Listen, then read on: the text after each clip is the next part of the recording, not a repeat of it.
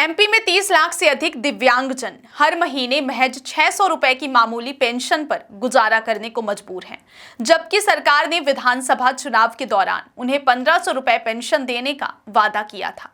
यह स्थिति न केवल सरकार के चुनावी वादों की पोल खोल रही है, बल्कि दिव्यांगजन अधिकार अधिनियम 2016 की खुलेआम अवहेलना भी है।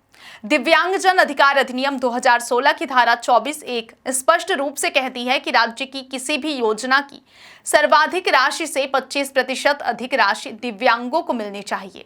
इस नियम के अनुसार मध्य प्रदेश में दिव्यांग पेंशन कम से कम 1562 रुपए प्रति माह होनी चाहिए, लेकिन उन्हें जो मिल रहा है वह इस राशि का 1/3 भी नहीं है। यह बात सिर्फ कानून में ही नहीं, बल्कि मध्य प्रदेश हाई कोर्ट ने भी अपने आदेशों में दोहराई है कि दिव्यांगों को नियमों के अनुसार पेंशन दी जाए। बावजूद इसके प्रदेश की अफसरशाही ने इन आदेशों को ठंडे बस्ते में डाल दिया है। सरकारी सिस्टम की यह बेरुखी दिव्यांगजनों की पीड़ा और बढ़ा रही है। विधानसभा चुनाव 2023 में सत्ताधारी भाजपा ने अपने घोषणा पत्र में बड़े बड़े वादे किए थे, जिनमें दिव्यांगजनों को हर माह 1500 रुपए की पेंशन देने का वादा प्रमुख था, मगर चुनाव खत्म होते ही यह घोषणा पत्र चुनावी पन्नों में कहीं गुम हो गया।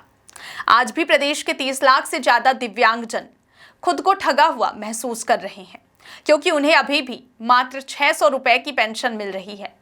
सामाजिक न्याय मंत्री नारायण सिंह कुशवाहा ने इस संबंध में बताया कि दिव्यांग पेंशन बढ़ाने का प्रस्ताव वित्त विभाग को भेजा जा चुका है और मुख्यमंत्री को भी इससे अवगत कराया गया है। उन्होंने वित्तीय मंजूरी न मिलने और केंद्र सरकार के सहयोग की आवश्यकता का हवाला दिया है, लेकिन साथ ही यह भी कहा कि सरकार इस वादे को निभाने के लिए प्रतिबद्ध है।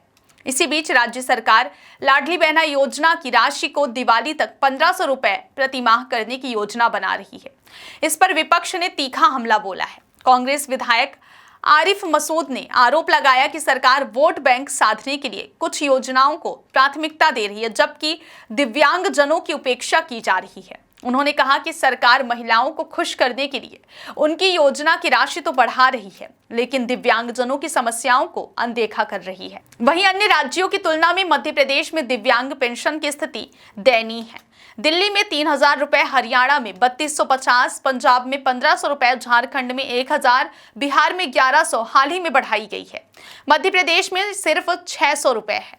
ताजा उदाहरण बिहार का है, जहां हाल ही में मुख्यमंत्री नीतीश कुमार ने विधानसभा चुनाव से पहले दिव्यांग पेंशन 400 रुपए से बढ़ाकर 1100 रुपए कर दिया।